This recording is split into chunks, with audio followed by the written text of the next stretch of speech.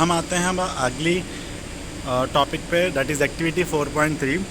ये कह रहा है इस एक्टिविटी में आपको क्या करना है, अपने कुछ 10 दोस्तों का बॉडी टेम्परेचर आपको नोट करना है। या एक फर्स्ट कॉलम में आपको नेम लिखना है, दूसरे में टेम्परेचर लिखना है, ठीक है। हालांकि ये हरकत मत करिएगा क्योंकि ऑलरेडी कोरोना बहुत बढ़ रहा है, तो इस टाइम किसी का टेम्परेचर मत नापने बैठ जाना, ठीक है। अब आपने देखा कि जब आप ये टेम्परेचर लोगे ना 10 बच्चों का, तो आप देखोगे कि आपके बॉडी टेम्परेचर और आपके दोस्तों का बॉडी टेम्परेचर, अगर उन्हें कोई फीवर नहीं है तो वो नॉर्मल एक जैसा सा ही टेम्परेचर आपको दिखेगा, बहुत कम डिफरेंस आपको देखने को मिलेगा।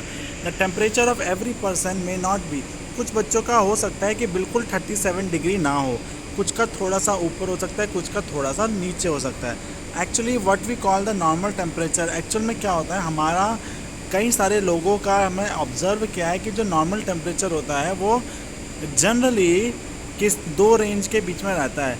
जो ह्यूमन का टेम्परेचर रहता है वो 35 डिग्री सेल्सियस से लेकर के 42 डिग्री सेल्सियस के बीच में रहता है।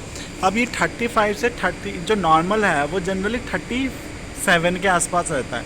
अगर इससे ऊपर किसी को जाता है तो उसको बुखार कहलाया जाता है। इसलिए कई बार ऐसा देखा गया है दैट द रीज़न, कई बार हमारा थर्मोमीटर जो होता है, हमारे जो थर्मोमीटर की रेंज होती है वो भी 35 डिग्री से 42 डिग्री सेल्सियस के लिए ही बनाया जाता है।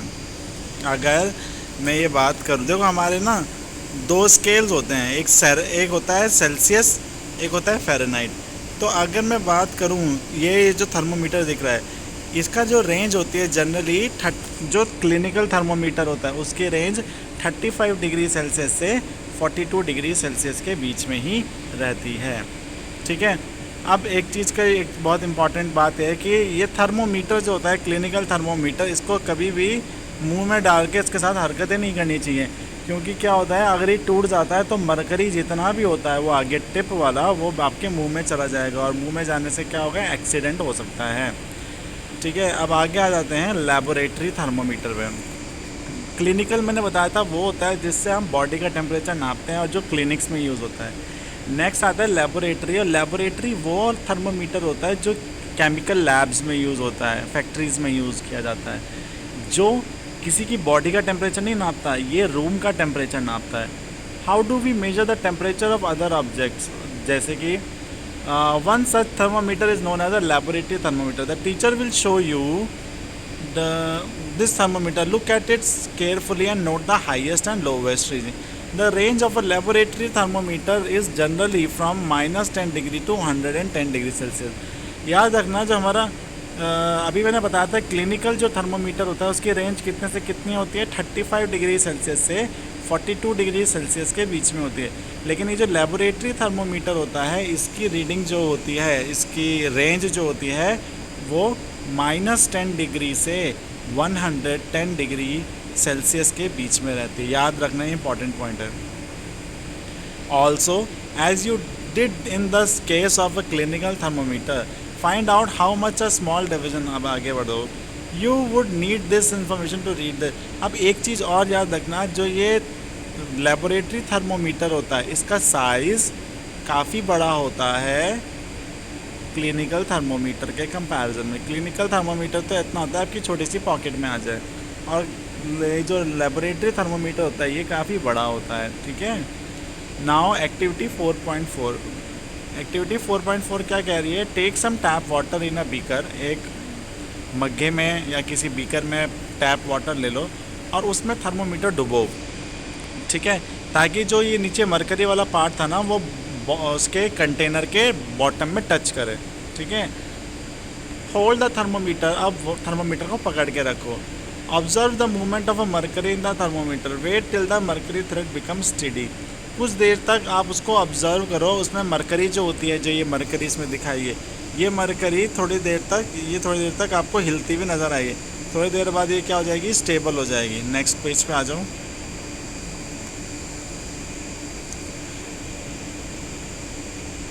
देखो जैसे इसने पकड़ रखा ना ऐसे, अब क्या होगा, थोड़ी देर बाद आप इसका टेम्परेचर नोट करो। This is the temperature of a water at that. जब ये स्टेबल हो जाएगा यानी एक जगह पे मरकरी आकर रुक जाएगी, तो वही टेम्परेचर आपका किसका टेम्परेचर है, वाटर का टेम्परेचर होगा। Compare the temperature of a water recorded by each student in the class. सभी बच्चों से ये एक्टिविटी करने के लिए कहो। आप देखोगे कुछ बच्चों का पानी का टेम्परेचर में थोड़ा बहुत ही अंतर नज़र आएगा, ज़्यादा अंतर नहीं आएगा, क्योंकि सबने टैप वाटर लिया था और टैप का वाटर का सभी का टेम्परेचर एक जैसा होता है, इसलिए सभी की रीडिंग क्या आएगी, एक जैसी आएगी। अब ये एक्टिविटी 4.5, एक्टिविटी 4.5 कह रहा है, पहले तो टैप वाटर लिया था ना, अब क्या कह रहा है, आप लीजिए आप हॉट वाटर। अब इसमें थर्मोमीटर को डुबो, wait till the mercury thread becomes steady and note the temperature. थोड़ी देर तक रुकने के बाद फिर आप टेम्परेचर नोट करो, एक पॉइंट पे आकर रुक जाएगा। Now take out the thermometer. अब पानी में से, गर्म पानी में से थर्मोमीटर को बाहर निकालो। आप ध्यान देना, एकदम से क्या होगा, एकदम से मरकरी का जो लेवल होगा वो नीचे गिरने लग जाएगा। This means that the temperature must be red while the thermometer is in water. इसका मतलब क्या हुआ कि अगर आपको पानी का टेम्परेचर लेना है, गर्म पानी का टेम्परेचर लेना है, तो आपको थर्मोमीटर को उसमें डुबो के रखना पड़ेगा। लेकिन क्लिनिकल में ऐसा नहीं होता था। क्लिनिकल में आपने मुंह में डाला थर्मोमीटर, ठीक है, तो वो थर्मोमीटर में मरकरी ऊपर चढ़ने लगेगा। ऊपर चढ़ने के बाद वो वहीं रुक जाएगा जहाँ तक उसका, और अगर आप मुंह से भी निकालोगे ना तो वहीं का वहीं रहेगा। मैंने कहा था ना झटका मारना पड़ता है ना, लेकिन लेबोरेटरी में ऐसा नहीं होता। अगर लेबोरेटरी को आपने गर्म चीज़ में डुबोया और उसने मरकरी ऊपर चढ़ गया है ना, जहाँ पे आके रुक गया, और आपने जैसे ही उसमें से निकालोगे ना एकदम से गिरने लग जाएगा। मतलब आपको झटका मारने की ज़रूरत ही नहीं पड़ेगी। समझ आ रही है? ठीक है, इसलिए अगर आपको पानी का टेम्परेचर नोट करना है तो थर्मोमीटर को उसमें डुबोए रहना, लेबोरेटरी थर्मोमीटर को उसी पानी में डुबे रहने देना पड़ेगा, तभी जा कर के आपको रीडिंग्स आएंगी। अगर आप बाहर निकाल के नोट करोगे तो आपको पानी की रीडिंग नहीं आएगी, बल्कि आपको रूम की रीडिंग आएगी, रूम के टेम्परेचर की रीडिंग आएगी। ये ध्यान रखना। You may recall that while taking your own temperature you have to take out the thermometer. Can you then use the laboratory thermometer to measure your body temperature. तो क्या आप, ये पूछ रहा है, क्या इस थर्मोमीटर से आप अपने बॉडी का टेम्परेचर नाप सकते हो? तो आंसर इज़ नो। क्यों? क्योंकि अगर आप जैसे ही बाहर निकालोगे तो टेम्परेचर एकदम गिरना शुरू हो जाएगा और आपकी बॉडी का टेम्परेचर नहीं बताएगा, बल्कि वो हवा का टेम्परेचर बताएगा। So obviously it is not convenient to use the, इन्होंने लिख भी दिया, इसलिए कभी भी लेबोरेटरी मीटर को बॉडी का टेम्परेचर नापने के लिए, ह्यूमन बॉडी का टेम्परेचर नापने के लिए यूज़ नहीं किया जाता। Why does the mercury not fall or rise in a clinical thermometer when taken out of the mouth? Observe a clinical thermometer. Do you see a kink near the bulb? What is the use of kink? It prevents mercury level from falling on its own. अभी एक बात बताता हूँ मैं। देखो, clinical thermometer में क्या होता है, ये जो छोटा सा मैं जहाँ पे जूम कर रहा हूँ, क्लिनिकल थर्मोमीटर में एक छोटा सा किंक होता है। क्या बोलते हैं इसे हम? किंक। इस किंक का क्या काम होता है कि अगर हम अपनी बॉडी में से थर्मोमीटर बाहर निकालते हैं, अपने मुंह में से थर्मोमीटर बाहर निकालते हैं, तो टेम्परेचर को गिरने नहीं देता। ठीक है, मतलब वहीं का वहीं रुक जाता है। जबकि लेबोरेटरी थर्मोमीटर में ये किंक नहीं होता है। अब इस किंक के ना होने से क्या होता है कि जैसे ही आप अपने मुंह में से थर्मोमीटर बाहर निकालोगे या गर्म पानी में से थर्मोमीटर को बाहर निकालोगे, थर्मोमीटर का जो लेवल है वो मरकरी का जो लेवल है वो डाउन होता चला जाएगा। ठीक है, समझ आ रही है मेरी बात? इसलिए ये क्लिनिकल थर्मोमीटर में एक खासियत होती है कि उसमें ये एक पार्ट होता है जिसे हम क्या बोलते हैं, किंक। क्लियर है? जिसकी वजह से थर्मोमीटर में से मरकरी डाउन नहीं आता जब तक आप झटका ना मारो। आगे बढ़ते हैं। There is a lot of concern over the use of mercury in thermometer. Mercury is a toxic substance and is very difficult to dispose of it. Thermometer breaks. These days digital thermometers are available which do not use mercury. देखो पहले क्या होता था बेटा, पहले ये कांच वाले जो ये थर्मोमीटर यूज़ होते थे, इनके एक नुकसान ये हो जाता था कि छोटे बच्चों के अगर मुंह में डालते थे तो मुंह में तोड़ ताड़ देते थे और थर्मोमीटर उनके मुंह में गिर जाता था, जिसकी वजह से उनकी डेथ भी हो जाती थी। क्योंकि थर्मोमीटर जो में जो मरकरी होता है ना, ये मरकरी हमारी हेल्थ के लिए बहुत डेंजरस होता है। ठीक है, अगर ये मुंह में गिर जाए तो।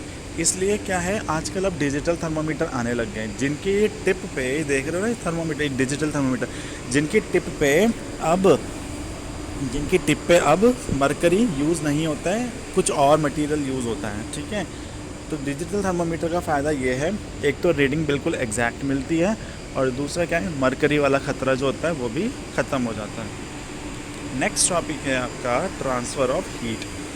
You might have observe that a frying pan becomes hot when kept on a flame. It is because the heat passes from the flame to the utensil. When the pan is removed from the fire, it slowly cools down. Why does it cools down? The heat is transferred from the pan to the surrounding. So you can understand that in both cases the heat flows from a hotter object to a colder object. होता क्या है, heat जो होती है वो stable नहीं होती है, हीट जो होती है वो पास करती रहती है। अब एक जगह अगर कोई चीज़ गर्म है और दूसरी चीज़ ठंडी है, तो जो हीट होती है ना वो गर्म से ठंडी की तरफ जाने की कोशिश करती है। आपने अपने घर में फ्राइंग पैन देखा होगा, हम फ्राइंग पैन को अगर उस पर रखें, कुक उस पर गैस जिसके स्टोव पे रखें, तो हम हीट तो किसको देते हैं, उसके है ना फ्राइंग पैन के तल उस पर बॉटम पे। और होता क्या है, पहले तो हमारा हैंडल ठंडा रहता है और धीरे धीरे वो हैंडल गर्म होने लग जाता है ना। क्यों? क्योंकि जो गर्मी हमने वहाँ सेंटर वाले पार्ट में दी थी, बॉटम वाले पार्ट में दी थी, वो धीरे धीरे हैंडल की तरफ मूव करने लग जाती है। क्लियर है? अब वो जैसे जैसे हैंडल की तरफ मूव करती है तो वो हैंडल को भी गर्म करती है। ठीक है जी, इसलिए हम हैंडल पे आपने देखा होगा बेकेलाइट के कवर लगे हुए होते हैं, या लकड़ी के कवर लगे होते हैं, या प्लास्टिक के कवर होते हैं। क्योंकि याद रखो कि बेकेलाइट, प्लास्टिक, ये जो है ना, ये हीट का इन पे असर जल्दी से नहीं होता है। ठीक है, यानी कि जो हमारे मेटल्स होते हैं, मेटल्स में हीट ट्रांसफ़र हो जाती है। जिनके हमारे यूटेंसिल्स बने हुए होते हैं ना, ये मेटल होते हैं, इनमें हमारी हीट ट्रांसफ़र होती है। कहाँ से कहाँ? हॉट बॉडी से कोल्ड बॉडी की तरफ। ठीक है,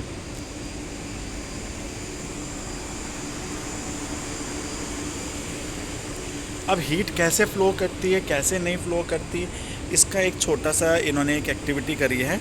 आज हम इस एक्टिविटी को करके रख देंगे, बाकी हम बाद में देखेंगे। देखिए, एक्टिविटी 4.6 कहती है, टेक अ रॉड, एक रॉड लीजिए या फिर एक मेटल की स्ट्रिप लीजिए जो एलुमिनियम की बनी हो या आयरन की बनी हो। अब उसमें फिक्स अ फ्यू, अब उसमें क्या है, ये देखो, जगह जगह पे यहाँ पे थोड़ा सा वैक्स चिपकाया, जगह जगह पे थोड़ा थोड़ा वैक्स चिपकाया। देख रहे हो, जहाँ जहाँ मैं क्लिक कर रहा हूँ, इन्होंने जगह जगह थोड़ा थोड़ा सा वैक्स चिपकाया। और इसकी जो टिप वाला पार्ट है उस पर कैंडल लगा दी। अब क्या होगा, जहाँ ये रेड दिख रहा है ये गर्म होना शुरू होगा। ठीक है, धीरे धीरे ये गर्म पीछे की साइड, यानी जो ये पीछे वाला पार्ट ठंडा था, ये वाला पार्ट जो ठंडा था, गर्मी यहाँ तक आ जाएगी। जब ये पूरा गर्म हो जाएगा तो ये जितनी भी वैक्स थी ये सब की सब पिघल जाएगी। तो चलो पढ़ते हैं। Fix a few small wax pieces on the, यानी कि रॉड के हर जगह पे वैक्स लगा दो। These pieces should be at nearly equal. अब क्या कीजिए, अब आप इस रॉड को दो ईंटों के बीच में रख दो। ठीक है, now heat the other and, एक कोने को हीट करना शुरू करो। क्या होगा, आप थोड़ी देर में देखोगे, धीरे धीरे सबसे पहले तो जो कैंडल के सबसे नज़दीक वाला होगा वो उस हिस्से की वैक्स पिघल के नीचे गिरेगी और सबसे पीछे वाले हिस्से का सेफ रहेगा। फिर धीरे धीरे आगे की तरफ बढ़ती चली जाएगी और जो सबसे एंड वाला था, यानी ये वाला जो था, ये वाला भी क्या होने लग जाएगा, पिघलने लग जाएगा। क्लियर है जी? इससे क्या पता चल रहा है कि हीट हमेशा किधर से किधर जाएगी, हॉट बॉडी से कोल्ड बॉडी की तरफ को जाएगी। The process by which heat is transferred from the hotter body to the colder body is known as conduction. इस मेथड में जो हीट ट्रांसफ़र हुई है उस मेथड को क्या बोलते हैं हम, कंडक्शन मेथड। यानी कि जो इसमें हीट ट्रांसफ़र हुई है उस मेथड को क्या बोलेंगे हम, कंडक्शन मेथड। और इसका हम पूरा नाम क्या है इसका, conduction method of heat transfer. ठीक है, इन सॉलिड जनरली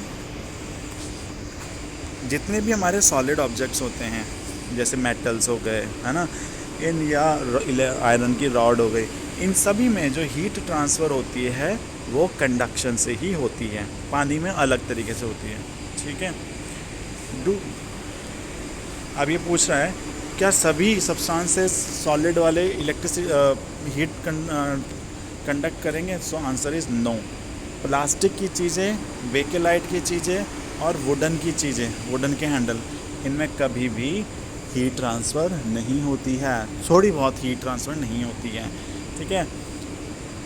प्लास्टिक भी गर्म हो जाती है, ऐसी बात नहीं है, लेकिन इतनी गर्म नहीं होती जितना मेटल गर्म हो जाता है। तो 3 चीज़ों का इन्होंने दिखाया है, मेटेलिक, सॉरी प्लास्टिक, वुडन और बेकेलाइट, इनमें कभी भी हीट ट्रांसफ़र नहीं होती है, इसलिए इन्हें हैंडल्स में लगाया जाता है। एक्टिविटी 4.7 कल करेंगे।